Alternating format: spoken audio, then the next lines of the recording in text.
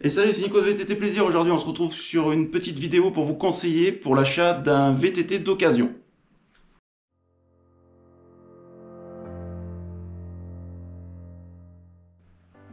Voilà, tout d'abord, j'espère que vous êtes tous chez vous, bien confinés. Voilà, je fais vidéo statique, c'est pas mon fort, mais j'ai fait le choix de ne pas sortir.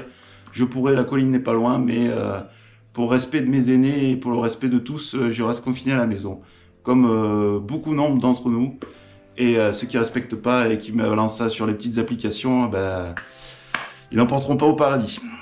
Alors aujourd'hui dans cette vidéo, on va traiter donc du choix d'un VTT d'occasion. Alors je ne vais pas vous envoyer sur un VTT comme ci ou un VTT comme ça, ou un rouge, un jaune, un vert. Ça, je vais bien me garder de rentrer là-dedans. Moi, ce que je vais vous conseiller, c'est comment bien acheter votre VTT, qu'il soit semi-rigide ou tout suspendu avec des freins à disque ou pas. Dans cette vidéo, je vais vous dire comment choisir votre VTT, les pièges à éviter et les points à prendre en considération lors de la négociation du VTT. Voilà, lors de l'achat d'un vélo d'occasion, je vais déjà vous conseiller de voir le vélo. C'est-à-dire que de l'acheter en ligne comme ça à distance, c'est compliqué. Et surtout un VTT, selon la région, selon l'utilisation, il va bien falloir essayer le VTT et le voir de visu avant de l'acheter. C'est un gros pari, surtout connaissant le marché et surtout connaissant le prix des VTT. Acheter un VTT à distance, hormis qu'un ami à vous est allé faire entre guillemets votre boulot au préalable, c'est-à-dire qu'il est allé voir lui-même le vélo et il vous appelle en vous disant bon le vélo tu peux le prendre ou tu ne le prends pas. Mais sinon, privilégiez vraiment un contrôle visu. Vous allez voir dans cette vidéo, je vais vous expliquer aussi comment regarder les petits trucs, même si vous n'êtes pas mécano, on s'en fout, mais c'est des petits trucs de base. Alors il y aura toujours un ou deux qui dira mais ça tu l'as pas dit dans ta vidéo ou quoi, mais là c'est du global. Et surtout, essayez le VTT. Essayez le VTT. C'est très important de faire un essai de toutes les fonctions du VTT. Et plus le VTT sera cher et technique, et plus il faudra faire de contrôle. Dans un premier temps, bien contrôler le cadre. Alors les parties les plus exposées au contact, c'est toute la partie là où j'ai mis le pneu. Vous avez cette partie aussi qui est souvent sujet au contact pour deux raisons, c'est-à-dire que quand la chaîne est détendue ou suite à une réception, la chaîne vient taper contre le bras au sillon. Souvent vous avez une trace de frottement dû aux chaussures aussi qui viennent frotter régulièrement sur cette partie-là. D'ailleurs il va falloir que je la protège parce que dans le temps ça va s'user. Et quand on a un gros pied, alors, on voit déjà que là, je m'en suis servi qu'une fois, vous voyez, et déjà il y a quelques petites rayures. Donc c'est les deux endroits là où il faut bien vérifier si le vélo a été marqué. Et le dernier coin, c'est vraiment toute cette partie ici aussi qui est exposée à tout ce qui est projection et rayures. Donc si vous bourrez, voilà, si vous êtes souvent dans le nord ou que vous roulez beaucoup dans la boue, vous allez avoir souvent de la boue collante ou quoi et ça va venir frotter là. Et là, c'est vraiment un endroit où vous allez pouvoir, vous derrière, en voulant acheter un vélo d'occasion, vous rendre compte de l'usure du vélo. Voilà, parce que beaucoup de gens affichent des kilométrages sur des vélos, mais bon, c'est pas des voitures. Hein. Vous pouvez faire 5000 km avec un vélo et pas l'abîmer, vous pouvez en faire 50 et le détruire. Bien contrôler l'état des suspensions. Donc sur tous les vélos, sur tous les VTT, vous avez au moins une fourche avant. Donc bien vérifier, toujours pareil, l'état des stickers et tout. Alors ça va vous donner une indication quand même sur l'utilisation du précédent propriétaire. Ces parties là sont super fragiles. Alors c'est réparable, mais il faut avoir les bons produits, les bons outils et un petit budget. Donc tant qu'à faire, vérifiez bien cet aspect là de la fourche avant. Voilà, au niveau des joints, pas de fuite bien sûr, hein. Contrôlez bien ces états là. La suspension arrière, si vous êtes sur un tout suspendu, même tarif, même punition, j'ai envie de vous dire. C'est toujours pareil, c'est cette partie là qui sera le plus exposée. Et surtout, il faut faire bien attention que ce n'est pas rayé ni gras du type fuite, hein. Faites attention parce que souvent vous avez des VTTistes qui ont tendance à envoyer une petite matière en téflon. Donc ça c'est ok. Par contre une présence d'huile, ça veut dire bien souvent une présence de fuite. Et alors le must du must, si vous avez, c'est la tige de selle télescopique, hein, la fameuse. Toujours pareil, même tarif, même punition, vérifiez bien qu'elle ne soit pas rayée. Vous la faites actionner 1 ou 2 fois, voir si tout fonctionne bien. Voilà, vous vérifiez bien aussi les commandes. L'état des roues et des pneus. Alors les pneus, vérifiez bien l'usure des pneus. Parce que ça va être sujet à discussion. C'est-à-dire qu'un pneu, ça coûte entre 25 et 35 € en tubeless. Donc si vous avez les 2 pneus qui sont usés, on est vite fait sur 70 €. Donc 70 €, bah, ça sera dans la négociation de l'achat du vélo. Et les roues. Alors les roues, ah, ça va être un grand moment ça aussi. Faites tourner les roues déjà pour voir si elles tournent bien, s'il n'y a pas d'usure, de point d'accroche.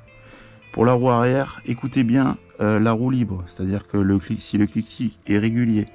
Après, contrôlez un jeu latéral, c'est-à-dire vous prenez votre roue et vous contrôlez le jeu dans ce sens-là pour voir si l'axe de roue n'a pas pris trop de jeu. Après, vous y êtes sur les roues. Alors ce que je vous dis là, c'est valable pour la roue avant et pour la roue arrière. Contrôlez bien les flancs des jantes.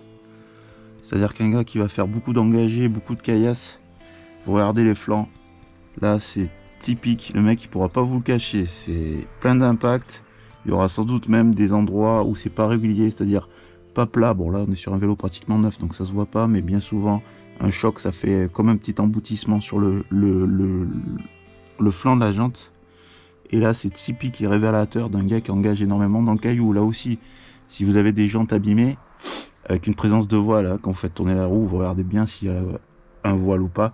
Alors un voile, ça se contrôle de pièces rigides à pièces rigides. C'est-à-dire que là, si vous faites tourner la roue, vous allez contrôler s'il y a du voile entre ce repère-là, on va dire, le flanc, par rapport au haut-banc. Hein, n'allez pas contrôler par rapport au pneu, parce qu'en général, un pneu mal gonflé ou un pneu un peu mal fabriqué va vous donner un voile, alors que bien souvent, il n'y a pas de voile sur la jante. Donc ne vous fiez pas un point fixe avec le pneu, ça fausse tout. La transmission. Alors la transmission, la pièce la plus exposée au coup et au choc, c'est le dérailleur arrière. Alors dérailleur arrière, il y a 2 trucs que vous allez vite voir si vous êtes en présence d'un VTT qui engage ou pas. C'est tout ce qui est expose extérieur, c'est-à-dire toute cette partie-là. Si vous voyez des rayures, des gros chocs, vous allez voir que vous êtes en présence d'un VTT qui engage et donc un VTT qui a mangé malheureusement. La chape aussi. Contrôlez bien la chape. S'il y a des traces de frottement, en règle générale, une chape usée, vous allez voir que bon, c'est des pièces métalliques, mais métalliques qui se marquent bien. Donc, en plus là, elle est noire. Donc, dès qu'elle va être rayée ou quoi, vous allez avoir l'acier ou la ferraille, même si elle est en alu, mais vous allez avoir la partie en alu qui va ressortir et ça va se voir de suite. Voilà, sauf si vous êtes en présence d'un petit malin qui a mis un coup de pompe de peinture, mais alors là, ça va encore plus se voir. Vérifiez bien un truc aussi, c'est-à-dire que votre chape soit à peu près, quoi. Et le top, c'est qu'elle soit vraiment dans l'axe de la chaîne. Vous voyez, si vous avez une chape qui est comme ça, bah, ça veut dire que vous avez peut-être le dérailleur qui s'est tordu. Surtout, cette pièce-là s'appelle la patte de dérailleur. En général, quand vous êtes en présence d'un VTT sérieux, le gars va vous proposer à la vente une patte de dérailleur de rechange. En général, on a tous un camelback. Et donc, le gars, ben, en revendant le vélo, il n'en a plus besoin. Donc, il va vous fournir la patte de dérailleur avec, s'il est sérieux. Pour finir, pour la transmission, là, ça sera un point à bien vérifier lors de l'essai. Vérifiez bien que toutes les vitesses passent. Que la commande se passe bien si vous avez un monoplateau. Et si les 2 commandes fonctionnent bien si vous avez un double ou un triple plateau. Pour le pédalier, ben, hormis contrôler s'il tourne bien, bon là je l'ai calé sur un pot de fleurs, hein, donc je ne vais pas le faire tourner, hein, ça serait un gag. Mais bon, vous vérifiez bien que ça tourne, s'il n'y a pas de point d'accroche encore une fois, et vérifiez bien le jeu du roulement de pédalier. Alors comment on vérifie? Allez, hop, je vais vous le montrer parce que ça c'est important. Comment on vérifie un jeu de pédalier? Hop. Tac. Vous mettez la pédale en bas. Et vous descendez et montez sur la manivelle. Là, j'ai pas de jeu. Donc c'est bon.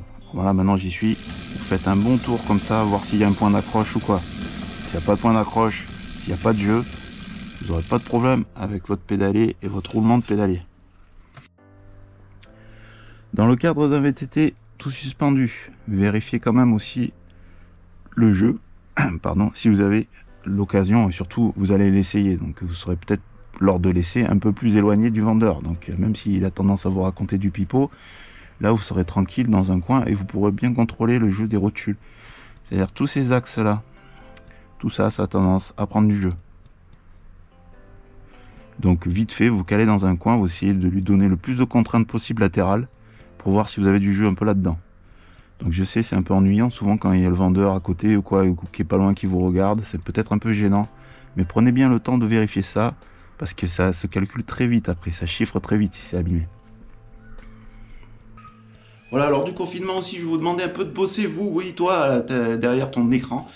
Je vais vous demander de bosser en me laissant un peu dans les commentaires, s'il vous plaît, des idées de vidéos que vous voulez voir, puisque moi, je suis un peu à court d'idées, là, le confinement, hein, c'est pas trop mon truc. Il y a des gens qui font souvent des vidéos en statique, sur de la mécanique, des tutos, des ci, des là.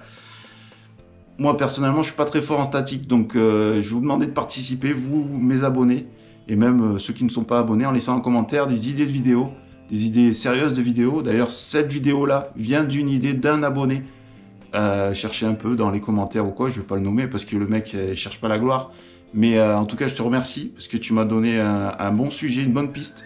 Donc, je te fais cette vidéo-là et je fais la vidéo pour tout le monde, mais en particulier pour toi.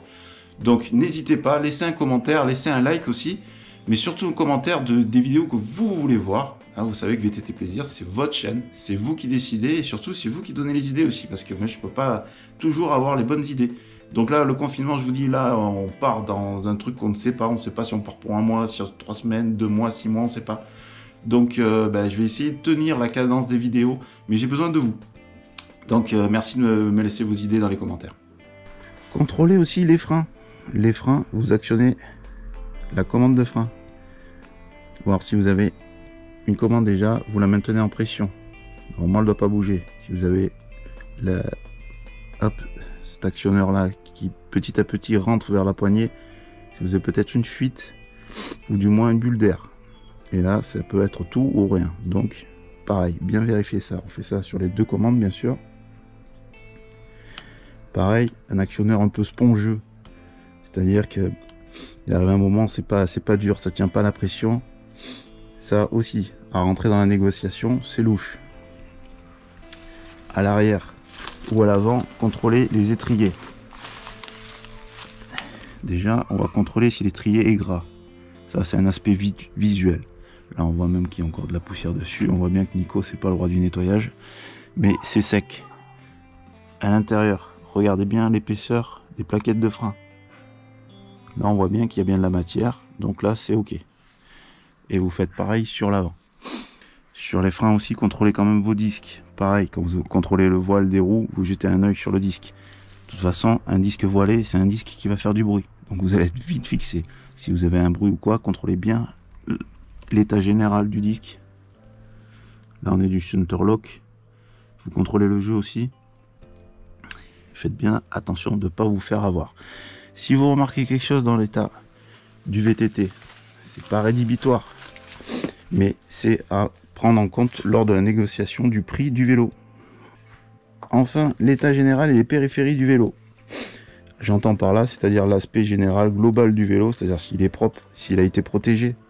Bien souvent, vous avez des VTTistes qui sont très méticuleux, qui vont mettre du film plastique partout. Et là, vous allez vite vous rendre compte que vous avez affaire à un maniaque ou au moins à quelqu'un qui prend soin de son matériel. Et déjà, c'est un bon point. Vous vérifiez aussi les grippes. Un VTT qui a énormément roulé, il a les grippes défoncées. Vous l'avez bien vu sur mon autre vélo. Moi, je roule souvent et ça s'use souvent. Donc, les grippes, c'est un peu comme les pédales de frein et d'accélérateur sur une voiture. C'est assez révélateur de l'utilisation du vélo. La selle aussi. Une selle, c'est vite fait 50-70 €. Donc, si la selle est abîmée, frottée, déchirée, hop, pareil, on rentre ça dans la négociation. Voilà, cette vidéo sur les conseils sur l'achat d'un VTT d'occasion se termine. J'espère que cette vidéo vous a plu. J'espère que je vous ai été utile. J'espère que dans toutes les choses que je vous ai dites, vous allez retenir un petit peu et vous allez prendre en considération lors du prochain choix de votre VTT. Ce que je tenais à vous dire avant de vous quitter, c'est que il faut faire très attention sur le tarif des VTT d'occasion. Renseignez-vous bien. Et surtout, ne comparez pas un VTT d'occasion par rapport à son prix neuf catalogue. Je vais m'expliquer. C'est-à-dire que vous savez, je vous conseille souvent d'aller voir des bouclards. Et notamment un dernièrement qui est un partenaire. Et que là, il est fermé. Mais j'espère qu'à sa réouverture, vous allez vous masser devant sa porte. Parce que ça ne va pas être facile pour les bouclards quand ça va reprendre. Donc ce que je peux vous conseiller, c'est déjà de privilégier les bouclards. Ils font du VTT d'occasion aussi. Mais surtout, dites-vous bien qu'un prix catalogue n'est pas un prix final. C'est-à-dire que bien souvent, et moi ça m'est arrivé il n'y a pas longtemps, vous pouvez taper un vélo neuf au prix d'un VTT d'occasion. Donc avant de prendre votre choix définitif sur un VTT d'occasion, allez voir l'équivalent chez votre bouclard et discutez avec votre bouclard. Ce sont des gens qui ont de la marge, on peut négocier.